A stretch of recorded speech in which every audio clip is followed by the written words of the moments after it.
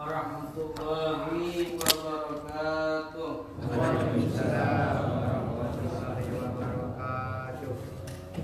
Bismillah walhamdulillah wassalatu wassalamu ala sayyidina Rasulillah Sayyidina Maulana Muhammad ibn Abdullah wa ala alihi wa sahbihi wa man wala wala hawla wala quwwata illa billahil aliyyil azim. Rabbi shrah li sadri wa yassir li amri wahlul 'uqdatam min lisani yafqahu qawli wa saddid lisani wahdi qalbi bi jahin nabiyhi wa ala alihi wa sahbihi ajma'in, amma ba'du. Yang saya hormati para asatidz, para tuan guru, para tokoh masyarakat, wal aba, wal ummahat, wal ikhwan, wal akhwat, begitu juga pengurus masjid.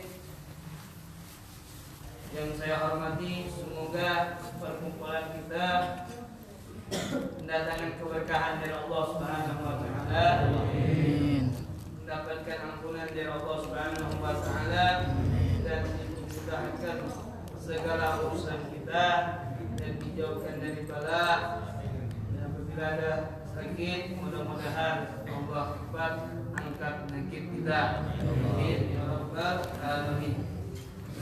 Alhamdulillah, bersyukur kepada Allah Subhanahu wa taala atas segala nikmat, taufik dan hidayah dari Allah Subhanahu wa taala, sehingga Allah Subhanahu wa taala menggerakkan langkah kaki kita menuju ke tempat yang mulia ini, yaitu di masjidnya Allah Subhanahu wa taala.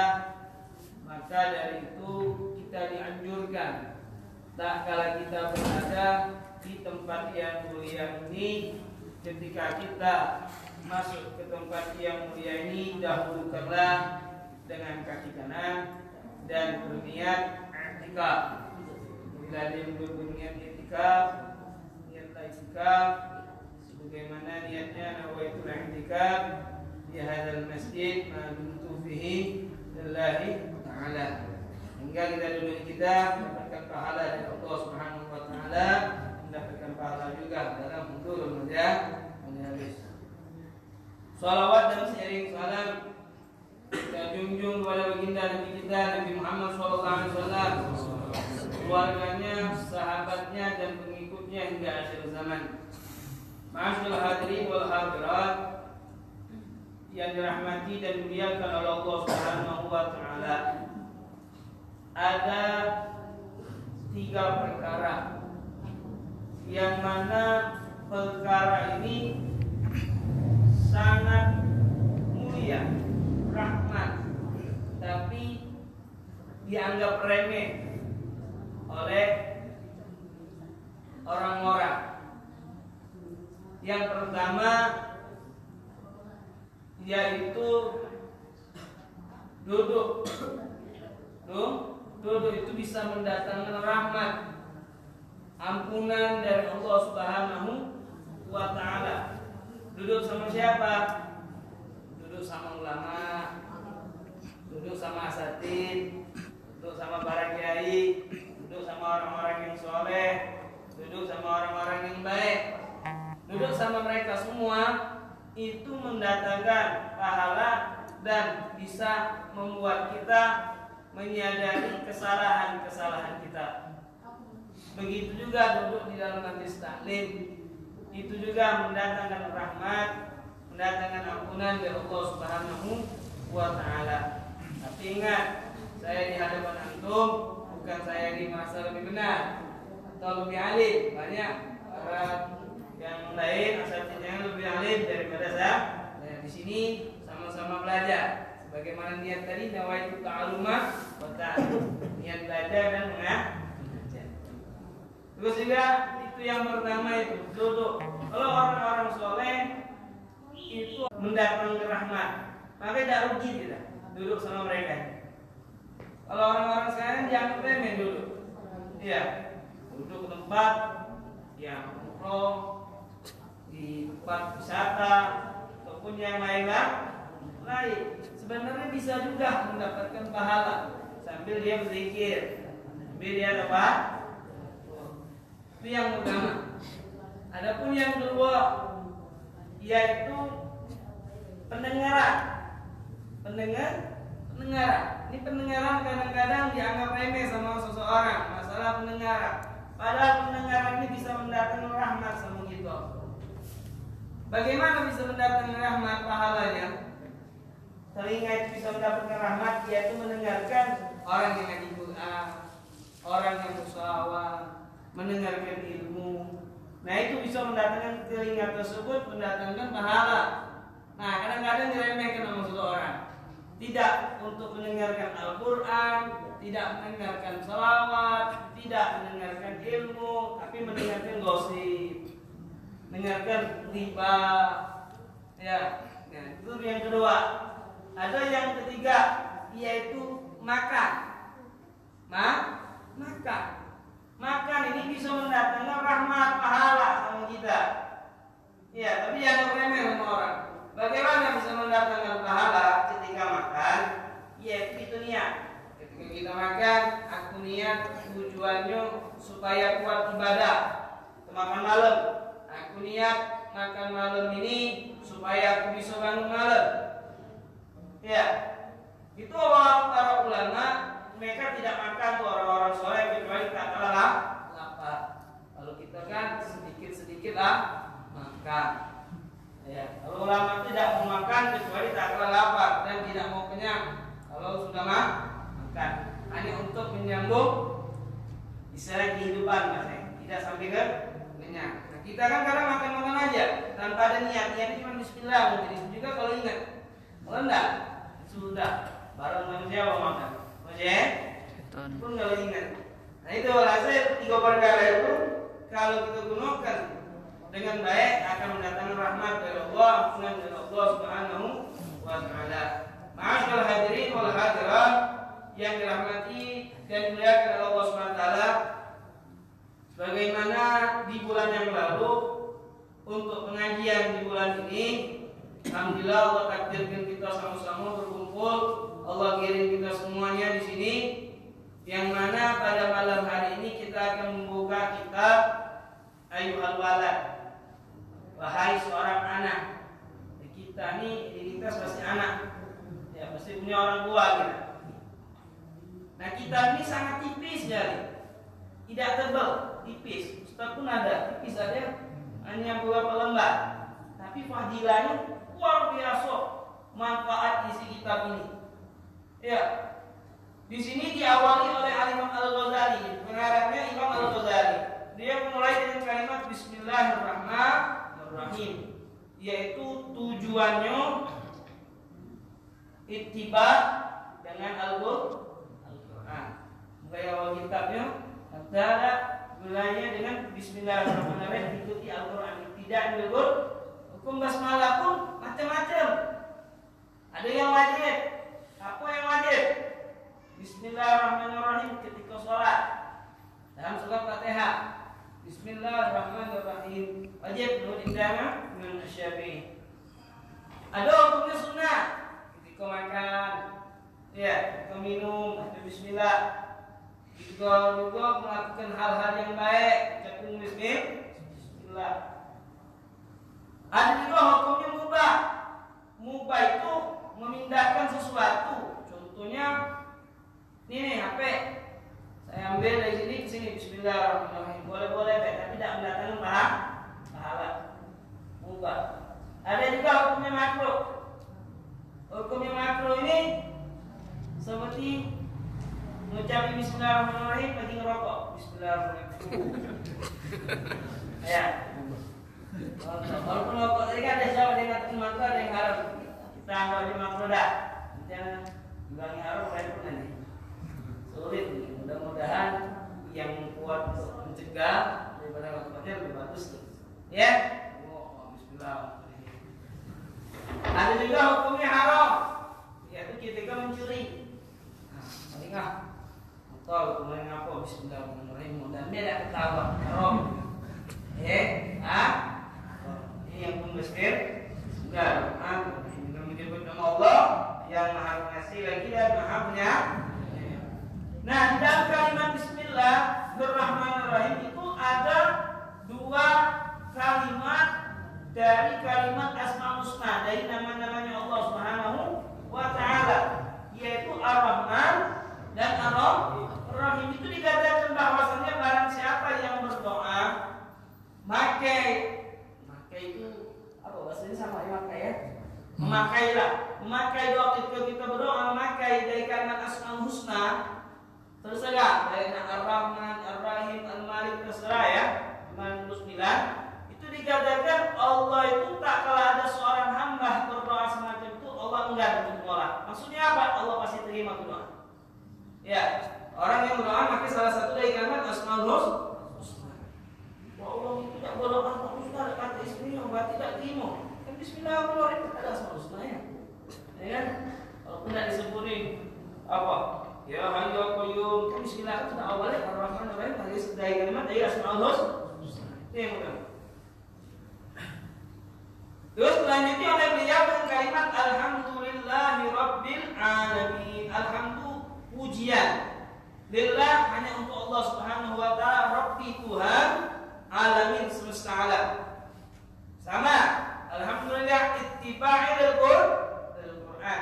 Alhamdulillahi Rabbil Alamin. Nah, makna dari alhamdulillah ini juga digunakan kepada hal-hal yang lain. Habis melakukan yang baik-baik, habis makan alhamdulillahilladzi ayo alhamdulillahilladzi amana wa razaqana min ghairi haulin minni wala quwwatin. Habis makan, melakukan hal baik, habis baca ilmu alhamdulillah, makan baik, makanan batin. Kalau zahir kan makanannya empek mungkin ya, dodol, nasi, itu zahir. Batin pun ilmu, alhamdulillah. Nah, jangan digunakan pada hal-hal yang buruk, habis ngerampok, habis mencuri, habis nyopet, alhamdulillah, Allah. Jangan, ya datangnya pahala, haram. Jadi ucapan alhamdulillah ini digunakan pada hal-hal yang baik. Tsummal aqibatu lil muttaqin, kesudahan baik bagi orang-orang yang bertakwa. Wassalat dilanjutkan dengan sholawat atas baginda Nabi Muhammad sallallahu alaihi wasallam. Wassalamu ala nabiyyi Muhammadin wa alihi ajma'in. Sholawat dan salam atas baginda Nabi Muhammad sallallahu alaihi wasallam dan keluarganya dan ajma'in, semuanya mencakup. Nah, ikhwan yang dirahmati Allah Subhanahu wa taala, sholawat ini juga mengikuti Nabi Muhammad sallallahu alaihi wasallam supaya dapat berkah. Jadi kita ini setiap dari pengarang kitab ilmu agama itu pasti diawali bismillah, alhamdulillah, sama sholawat. Kalau tidak kata bismillah, itu beliau sudah mengucapi bahwa alhamdulillah. Diucapkan walaupun tidak tertulis, itu sudah diucapkan. Tapi itu banyak bismillah, alhamdulillah dan sholawat. Nah, begitu juga untuk kita. Ketika kita berdoa, awali bismillah, alhamdulillah, sholawat, baru minta isinya. Nah, iya, itu bagus. Ada di dalam berdoa, menyebut nama Allah, memuji Allah. Setelah itu Nabi Muhammad. Kenapa? Nabi Muhammad kekasihnya Allah. Setiap ada namanya Allah, sesudahnya pasti ada nama Nabi Muhammad sallallahu alaihi wasallam. Baik di dalam azan, ada syahadu an la ilaha illallah, syahadu anna Muhammadar Rasulullah, di dalam tasyahud pun ada. Nah, ikhwan yang dirahmati Allah Subhanahu wa taala, shalawat salam Nabi Muhammad sallallahu alaihi wasallam dianjurkan bagi kita, apalagi umat Nabi Muhammad sallallahu alaihi wasallam. Kalau kita tidak bersalawat sama Nabi Muhammad sallallahu alaihi wasallam, khata'a tariqal ilal jannah. Orang yang lupa kata Nabi Muhammad SAW, orang yang lupa bersalawat sama aku berarti dia sudah salah milih jalan untuk menuju surga. Jadi kunci uang yang pengen masuk surga yaitu bersalawat sama Nabi Muhammad SAW sebanyak mungkin. Ada satu cerita fadilah bagi orang yang berselawat sama Nabi Muhammad SAW. Diceritakan oleh Imam Sufyan Al-Thawri. Imam Sufyan Al-Thawri ini melihat seorang ayah, seorang anak, Imam Sufyan Al-Thawri melihat seseorang ini tidaklah melangkahkan kakinya, setiap langkahkan turun lagi, turun lagi. Itu selalu mengucap salawat sama Nabi Muhammad SAW. Sehingga oleh Imam Sufyan Al-Thawri dipanggil yang udah tadi, wahai seseorang, kami lagi tawaf, setiap langkah ucap salawat, tidak ucapin subhanallah atau alhamdulillah atau takbir. Kenapa? Maka ditanya oleh sahabat, kau ini siapa? Aku Imam Sufyan Al-Thawri. Maka pemuda tadi ngomong, kalau seandainya kalau kau bukan orang yang ahli zuhud, Imam Sufyan Al-Thawri ini orang ahli zuhud, tidak bakal aku ceritakan rahasiaku. Memang ada apa? Aku ini ketika pergi haji bareng ayahku, sudah sebagian lunasik haji kulakukan, maka ayahku ditimpa sakit, dan sakit tadi dalam keadaan yang dalam sakit tadi bisa meninggallah ayah. Setelah itu aku bingung, ayahku meninggal, wajah ayahku gelap, menghitam. Jadi aku tutuplah dengan apa istilah kita, selimut lah. Ditutup wajahnya oleh aku tutup wajah ayahku dengan selimut. Maka aku bingung, ayahku pergi haji wajah hitam di mana nanti di kampung nih, katain orang nih. Masa pergi haji yang gelap? Gelapnya tadi bukan istilah gelap yang dikatakan orang yang melakukan perbuatan keji, gitu. Walhasil dia sedih akhirnya ketiduran dia mimpi seseorang mendatang dia dan membuka selimut ayahnya tadi dan diusap wajahnya tadi berubah lagi menjadi itu. Ketika seorang tadi lari, ditarik tangannya tadi oleh seorang laki-laki tadi, kau ini siapa? Kau tidak kenal sama aku? Tidak, aku ini Nabi Muhammad SAW. Walhasil berjalan, terbangun di seorang melihat wajahnya yang dibuka oleh anaknya tadi, wajahnya tadi berubah menjadi putih lagi. Nah, sebab apa? Di dalam mimpi tersebut Rasulullah ngomong, bahwasanya ayat ini uang hobinya banyak bersolawat sama. Nah ini fadilah orang yang bersolawat sama baginda Nabi Muhammad Sallallahu Alaihi Wasallam. Bahkan solawat pun di dalam sholat itu termasuk dari rukun di sholat. Nah begitu juga wa'ani, keluarga daripada keluarga Nabi, yaitu dari keluarga Nabi itu diantaranya sahabat-sahabat Nabi, Sayyidina Abu Bakar, ya, zuriyah turunannya Rasulullah Sallallahu Alaihi Wasallam, habaib. Nah di sini kadang-kadang belum dikatakan cinta sama Nabi Muhammad kalau dia tadi benci sama keluarga Nabi. Ya, kalau benci sama keluarga Nabi, contoh, ada dua aliran. Ada orang yang cinta sama keluarga Nabi, tapi tidak cinta sama sahabat. Ada nih, cinta sama Nabi, tapi tidak cinta sama sahabat. Cinta sama keluarga Nabi, tapi tidak cinta sama sahabat. Ada juga cinta sama sahabat, tapi tidak cinta sama Nabi. Sama-sama tidak dikatakan cinta sama Nabi Muhammad Sallallahu Alaihi Wasallam. Orang yang tidak cinta sama sahabat Nabi seperti tidak senang sama Sayyidina Abu Bakar, jadi tidak senang sama Sayyidina Umar. Nah, itu padahal itu mertuanya Rasulullah Sallallahu Alaihi Wasallam. Orang yang tidak senang kayak gitu perlu dipertanyakan. Nabi itu kalau menikahi seorang pilih yang najib apa yang jelek? Pasti pilih yang bagus. Mungkin Nabi tadi milih seorang perempuan yang tidak bagus sifatnya. Memang dia lebih pintar dalam memilih seorang istri, tidak mungkin ya. Pasti pintar Rasulullah Sallallahu Alaihi Wasallam. Nah, walhasil itu ajma'in. Iklam. Anna wahidan min at-talabah. Kita masuk di dalam cerita kenapa kitab ini dibikin.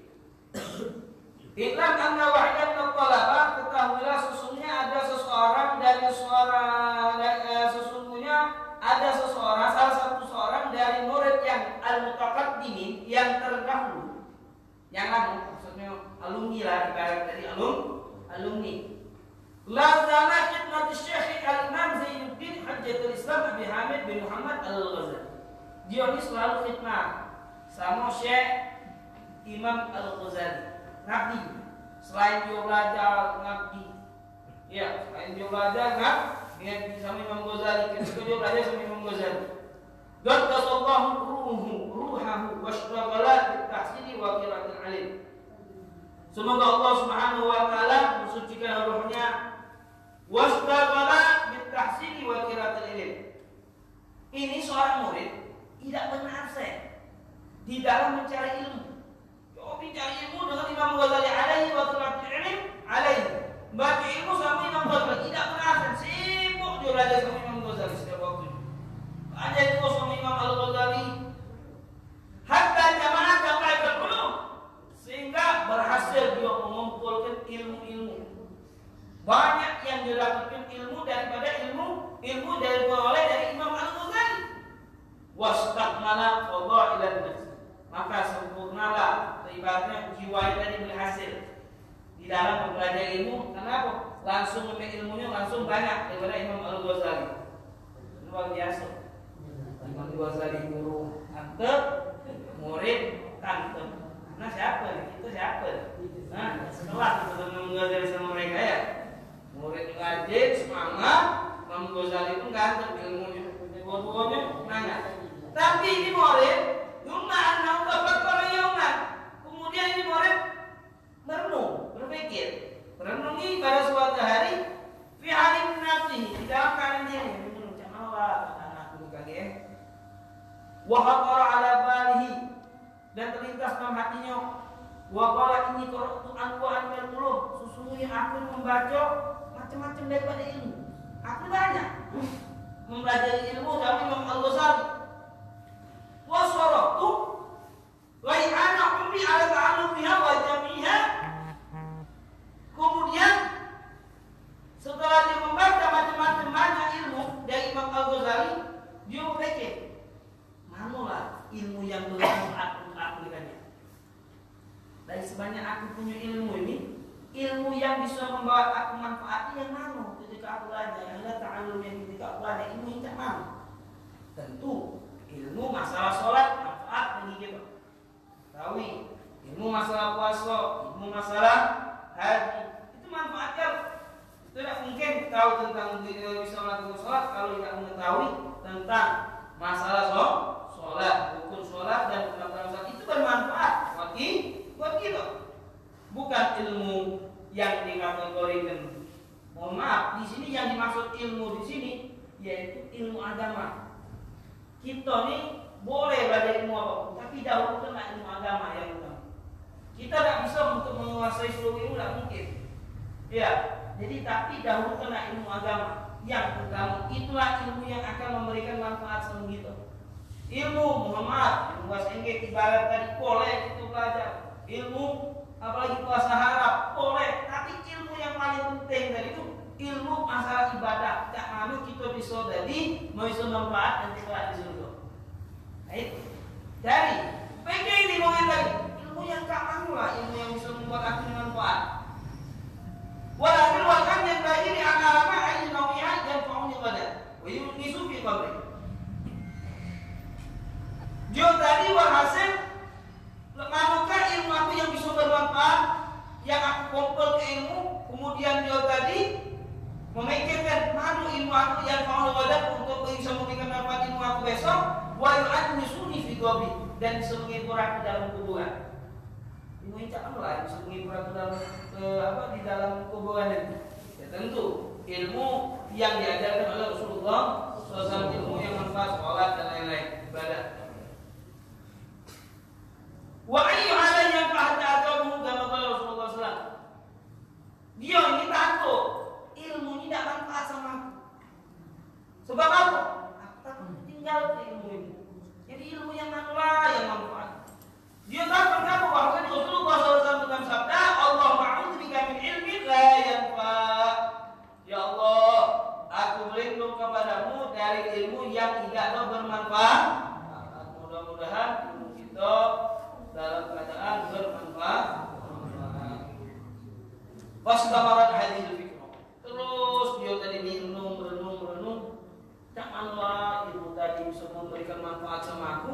Walhasil dia tadi hatta kata ila hadir Syekh Hujjatul Islam Muhammad Al-Ghazali rahimahullah. Kemudian dia nulis surat kepada Imam Al-Ghazali rahimahullah, semoga Allah rahmat Imam Al-Ghazali. Istifta, meminta nasihat kepada Imam Al-Ghazali. Wasa'alahu masaila, dan dia meminta kepada Imam Al-Ghazali doa atau masalah-masalah yang mengatasi supaya dia bisa mendapatkan ilmu yang bermanfaat kelak dan bisa menyenangkan hatinya di dalam kuburan. Wa qala wa in kana musannaf asy-syekh al-Ihya, walaupun Imam Ghazali tadi itu sudah banyak karangan-karangan kitabnya di antara kitab Ihya dan lain-lain, tapi tashtamilu ala jawabi masail. Lakinna maksudi ayat Syekh Jadi bi waraqat, tapi itu memang sudah tercakup dalam kitab Imam Al-Ghazali, Ihya dan lain-lain, itu sudah terpenuhi. Kalau masalah apapun ada di situ. Di kitab Ihya Ulumuddin itu lengkap ada. Di situ masalah apapun ada. Tapi yang dia maksud bukan hanya ini, kata ilmu yang baru untuk hajat, kebutuhan aku dia. Waraqat yang sedikit aja, beberapa lembar. Sehingga takunu ma'imum kata hayati, sehingga aku hidup dengan beberapa yang nasihat yang diberikan Imam Ghazali bisa memberikan manfaat di dalam kehidupanku di masa hidup. Wa amalati ma fiha, dan aku bisa mengamalkan sesuatu ilmu tersebut mudah umri selama umurku masih ada, insyaallah. Kalau soal murid, fakataba asy-syaikh hadhihi risalah ilaihi fi jawabihi, maka seorang guru tadi yaitu Al-Imam Al-Ghazali akhirnya menjawab dari surat dari seorang muridnya tadi. Wallahu a'lam. Itu singkat cerita. Kitab ini dibikin karena sebab seorang murid ini mengenung ilmu yang bisa manfaat untuk dia kelak di akhirat, di kehidupan di dunia, dan menyenangkan hatinya di surga, di dalam kuburan. Ini dia kirim surat. Padahal kitab Ihya sudah dipelajari, kitab Imam Ghazali Musyawwirul mungkin sudah dipelajari, sudah lengkap.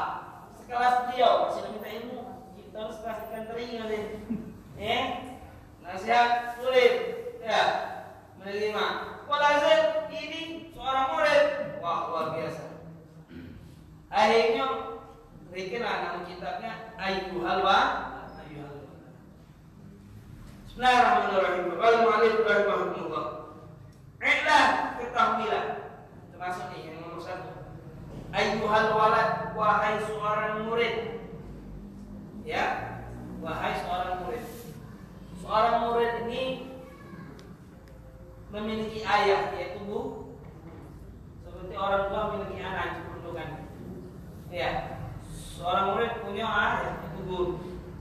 Dan begitu dia seorang anak memiliki orang tua, sama kedudukannya. Makanya dikatakan orang tua itu ada 3.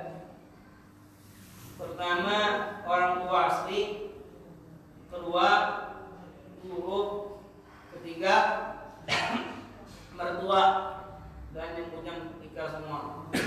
Jadi orang tuanya 3 mungkin baru 2.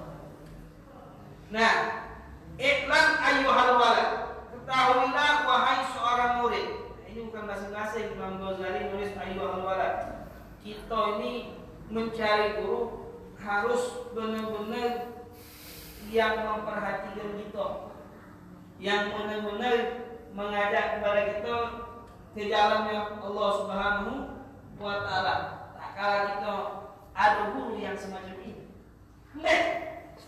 mengoreksi diri itu seorang guru itu bukan pandai dalam berceramahnya, bukan pandai dalam majlis taklimnya, bukan pandai dalam dia dikatakan berimamannya atau dia berselendangnya atau tujuannya, tapi orang yang dikatakan orang guru itu yang mana lebih banyak fikirnya ketimbang ucapan.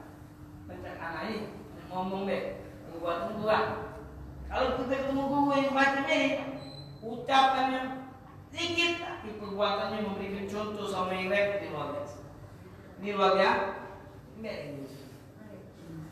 Kadang-kadang kita temui guru atau seorang yang ahli ilmu tapi perbuatannya nyimpang. Wal muhibbu. Nah itu juga seorang guru ini perhatiannya luar biasa sama murid. Zahir wal batin diperhatikan. Zahir batin diperhatikan. Kalau kita kan, kalau orang tua hanya memperhatikan zahirnya, hanya memperhatikan zahir. Anak nak makan, dimarahi, makan. Anak nak ngaji, tak dimarahi. Ya, nak madrasah, tak dimarahi. Belajar di madrasah, subuhnya ngapal ke, tidak ngapali. Anak datang di mogok, maknya marah orang tuanya, marah ibunya. Giliran bahasa Inggris tak masuk, tidak masuk, dimarahi. Sekolah umum tidak masuk, dimarahi. Dia madrasah tak masuk, kita capek, balik dari sekolah. Kusui, kampung madrasah, maghrib sampai biar istirahat. Ini orang tua. Tapi kalau guru, wah, dohe batin dibatin. Dohe itu batinnya dibatin nih hati gitu. Yo, nanti kan ini. Jadi kalau jadi orang soleh, jadi orang baik, perhatiin dia. Ini seorang guru. Wal muhibbu, dan carilah guru yang benar-benar al-'azim Allah baqaka bi ta'atihi wa salaka bi sabila ahibbahi. Semoga Allah panjangkan baqa sisa umurmu dalam keadaan taat kepada Allah dan berjalan dengan jalan para kekasih Allah Subhanahu wa taala. Kekasih Allah Subhanahu wa taala itu wali. Kita pernah ada bahas bulan kemarin wali. Sudah dibahas masalah wali. Kasih belum. Ahibbai, para kekasihnya Allah. Di sini orang yang memiliki ilmu. Ada juga dikatakan kalau sudah sampai magamnya wali. Yang Al-Quran ada di wali. Apa ayatnya? Ala inna awliya Allah la khaufun 'alaihim wa la hum yahzanun. Sesungguhnya kekasihnya Allah tidak kenal rasa takut, tidak kenal rasa sedih. Tapi wali ini bukan dari golongan manusia, di golongan jin bisa jadi wali. Di golongan jin bisa jadi wali, tapi golongan jin tidak patut jadi nabi, tidak bisa menjadi nabi. Dulu ada satu cerita di dalam majlis taklim itu cerita Dr. Bangir. Beliau ini muridnya bukan dari golongan manusia, tapi di golongan jin, banyak timbang manusia. Kalau ada banyak jinnya timbang manusia. Maka pada saat seorang jin nyaman jadi ulo, belajar. Sehingga manusia tadi ulo bahaya. Kita pun kalau ketemu ulo tak kita dibunuh. Iya. Setelah itu tidak mudah dari orang tua jin tadi. Sehingga yang bunuh tadi kesurupan terus. Sehingga dipanggil, kenapa kau ngandui? Bahwa dia bunuh anak. Kenapa? Aku seorang pemuda dari bilang, aku tidak bunuh wahai guru, tapi aku bunuh ulo, aku tidak bunuh dia. Tidak boleh. Walhasil ini sempat ini anak dibawa ke alam jin, sempat dipersidangkan. Dalam sidang tadi, hakim tadi nanya apa masalah engkau? Seorang tua dari jin itu, dia bunuh anak. Sedang ngomongnya siapa? Aku tidak bunuh. Aku bunuh. Kenapa? Seorang orang tua itu anaknya jiwanya sama di tali, tapi bentuknya bentuk ulo. Maka saya ngomong, aku pernah dengar dari zaman Rasulullah, hidup zaman Rasulullah, bukan Nabi. Bahwa Rasulullah mengajar kepada sahabat kalau ketemu ulo dibunuh. Tapi awalnya dosa itu, tapi dosa itu 2 kali saya bunuh. Oke? Itu aku jujur. Walhasil setelah itu kata hakim, ini bukan salah manusia, salah aku nak belajar nak mau jadi ulo. Aku nak belajar nak jadi ulo, mau jadi manusia. Tidak tahu membahayakannya lain, aku jadi dia. Nah ini dia bu. Jadi wali itu bisa juga dari golongan hakim tadi wali ilmunya kuat. Aku juga ingat zamannya Rasulullah SAW. Ucapan Rasulullah kepada sahabat. Inna mansyuratul nasihat yuktabu bi ma'anil risalah. Sesungguhnya nasihat itu ditulis dari sumbernya risalah dari Nabi Muhammad SAW. Yang ditulis oleh Imam Ghazali itu semuanya dari Rasulullah SAW. Apa yang dicatat Imam Ghazali untuk seorang murid atau dalam kitab apapun yang beliau garang oleh Imam Ghazali itu kembalinya dari Nabi Muhammad SAW. In kana qad talaqqa minhu nuskun fa ayu hajatin laka fi nasihati wa in lam yablughuka yablughuka wa qul li madza hasalta bi hadhihi isminil madiyah.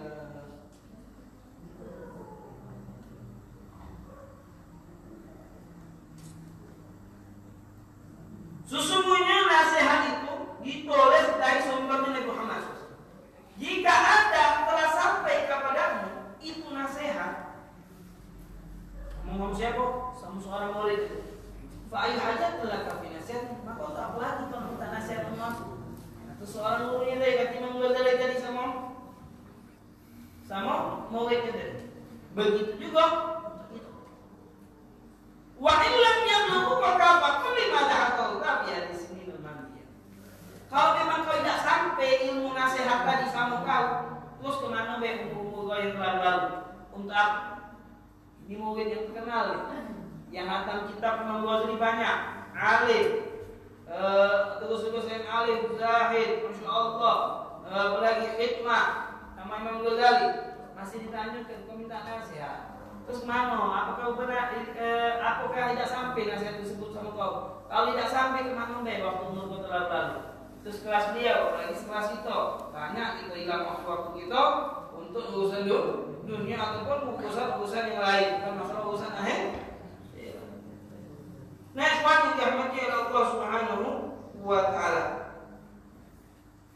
Terus juga dikatakan oleh Imam Ibnu Abbas berkata, orang alim itu kedudukannya seorang murid sama seperti orang tua. Dia hormati. Ya, kita jangan kita menghormati orang tua. Begitu juga kita hormati guru. Manfaat kita hormat sama guru itu luar biasa. Firman sama seorang guru itu akan membuat kita ilmunya akan menjadi manfaat. Begitu juga banyak orang yang pintar ngajar, tapi tidak mengamalkan ilmunya. Iya, mudah-mudahan kita semua bisa mengamalkan ilmu. Banyak orang pintar, tapi tidak bisa mengamalkan ilmunya. Banyak kita temukan. Ini seperti lele atau lele. Manfaat tak lele? Manfaat tak kira-kira? Manfaat bukan kita kalau kita mati lampu. Tapi dia makan gigi dia. Makan gigi dia. Wah, manfaat jangan dioleh tapi dia bunuh diri, bunuh diri. WC.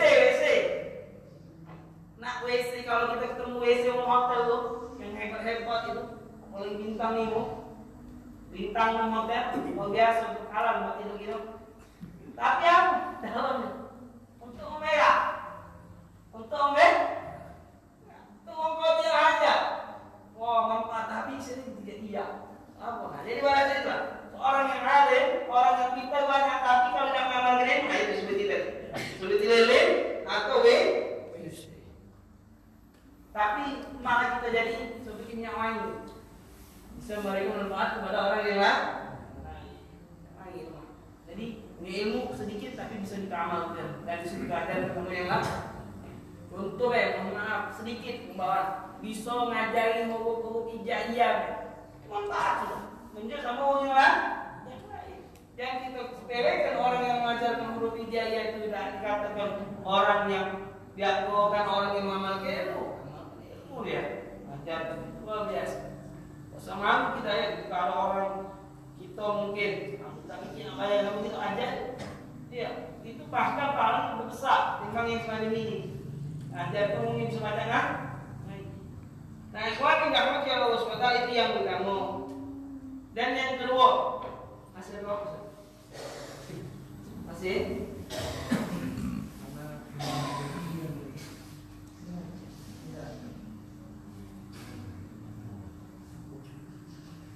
Yang kedua ini ayuhal walad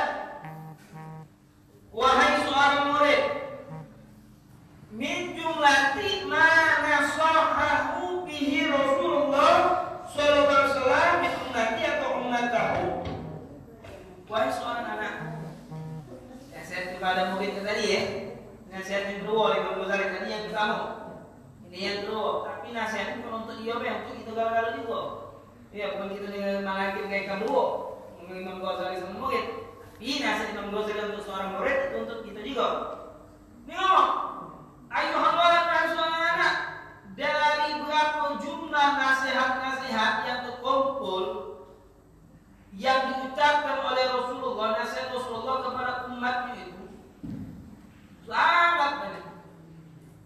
Di antaranya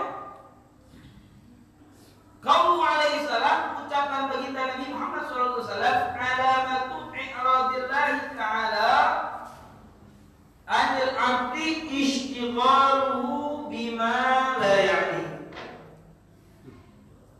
Tanda orang yang berpaling sama Allah itu seorang hamba yang sibuk dengan urusan yang tidak katik manfaatnya. Sibuk dengan urusan yang tidak katik manfaatnya. Urusan yang manfaat yang bisa membuat kita bahagia setelah kita meninggal dunia ini, apa dia? Ilmu, masalah sholat ataupun ilmu yang bisa sampai kita ke dalam surganya Allah Subhanahu wa Ta'ala. Ilmu pelajari, baik ibadat, inayat, amalat, bisnis, dipelajari. Sebaliknya, ada ilmu yang tidak bisa mendatangkan manfaat, urusan yang tidak bisa mendatangkan manfaat, yaitu setelah dia meninggal dunia tidak bisa mendapatkan kebahagiaan, tapi kebalikan dari bahagia berarti apa? Apa? Kesengsaraan atau azab. Seperti apa? Meninggalkan sholat. Kalau yang urusan dengan pasca itu meninggal, bersolat. Tapi setelah yang tidak bermanfaat, urusan tidak manfaat, ketika dunia disiksa, ketika akhirat disiksa, dan setelah meninggalnya, yaitu boleh meninggalkan sholat, meninggalkan puasa wajib, melanggar sudah wajib zakat, tidak mengeluarkan zakat. Nah ini semua ya dikategori urusan yang tidak bisa mendatangkan manfaat, ataupun dia nak ngaji Quran, ya, ataupun dia tidak berzikir. Itu semua kerugian bagi mereka semua. Nah, ikhwan dirahmati oleh Allah Subhanahu wa Ta'ala, dunia ini dihisab. Ya, dunia ini dihisab. Halalnya dihisab. Dunia ini kita ngai uang yang halal itu dihisab. Apalagi yang haram. Yang haram ada halal pun kita diminta pertanggungjawaban oleh Allah Subhanahu wa Ta'ala. Nah terus, jadi walhasil dunia ini seperti urusan yang tidak berkati manfaat, yang tidak kati bernilai. Ini mohon maaf. Seperti Allah Muhammad menghabiskan duit yang banyak. Seperti apa? Wong yang rokok. Maaf nih, karena ada apa? Habis saya rokok, orang tua saya rokok. Tuh, itu walhasil itu tidak ada manfaat. Tidak ada manfaat. Itu kan di dalam rokok. Apa? Ada. Apa? Ayo, sana apa yang rokok ini? Ayo. Agak ampun. Apa? Nah, dikit sakit, ini salah. Ya ini kan urusan dunia, tapi tidak bisa mendatangkan manfaat, tapi membuat kita mensalah. Walaupun itu dah nah, jadi hasil lebih baik kita tabung lah, kita kumpulkan dah. Bisa pergi haji itu juga bisa pergi umroh. Kalau kita haji dengan kehilangan itu kumpulkan. Tapi tidak apa-apa. Kalau memang ngerokok itu ibarat saja, ibarat. Nah terus ini yang dirahmati oleh Allah Subhanahu wa Ta'ala. Jadi hendaknya seorang hamba ini berpaling. Nah orang yang berpaling sama Allah, yaitu dia sibuk dengan urusan yang tidak ada manfaat. Contoh, mata dia gunakan untuk melihat sesuatu yang haram, tidak manfaat, bikin sengsara. Tapi kalau dia memandang Al-Quran, dia memandang orang yang soleh, memandang seorang muslim dengan istilahnya dengan hormat, takdir sama yang tua, hormat sama yang kecil, sama-sama mana, bukan gini wong tadi. Melanang, kino jangan lanang, jangan kino. Lagi ini wong kemudian itu. Lagi kino, itu lagi wong. Nah, oh ini berarti ustaz tadi itu manfaat katanya. Ya manfaat itu tadi. Kiro samping dulu. Ya mana tuh dia kok begitu di tangan, siapa bisa bermanfaat. Hari Al-Qur'an, dibuat tasbih, zikir, manfaat juga betul. Tapi kalau rambutnya belum nanti jelasnya ya orang, kalau tidak nanti manfaatnya maksudnya ini, fikir sos kaki jangan, rasa telinga jangan bisa mendatangkan manfaat. Ada. Dari dia. Jadi walhasil kita tutup dengan satu cerita ya. Bahwasannya ada 3 sahabat Nabi. Ada 3 orang. Nabi itu lagi majlis taklim tidak apa dengan ya, ada satu majlis taklim. Rasulullah lagi ngajar. Ada 3 orang jalan. Dalam 3 orang tadi di jalan, majlis Rasulullah. Sikok dari yang 3 itu langsung ke depan. Ini ada yang longgar langsung duduk ke depan. Langsung duduk. Yang kedua, keluar. Duduk ke belakang. Indek. Yang ketiga, berpalingnya. Tidak ada yang sama sekali. Yang pertama, yang kedua, hadir Allah dekat, Allah rahmati, Allah ampunkan, pahala banyak dunia. Yang kedua, sekarang Allah malu, Allah itu kan dia banyak. Yang ketiga, dia berpaling kepada Allah, Allah juga berpaling. Nah ini, tinggal gambaran ini. Kalau hasil mudah-mudahan kita yang bukan. Mudah-mudahan kali ini bermanfaat, khusus dari saya pribadi. Dan alhamdulillah sekalian mudah-mudahan pertemuan kita diberkahi Allah Subhanahu wa taala, panjang umur, sehat selalu, baik itu diri kita, orang tua kita, anak dan istri kita,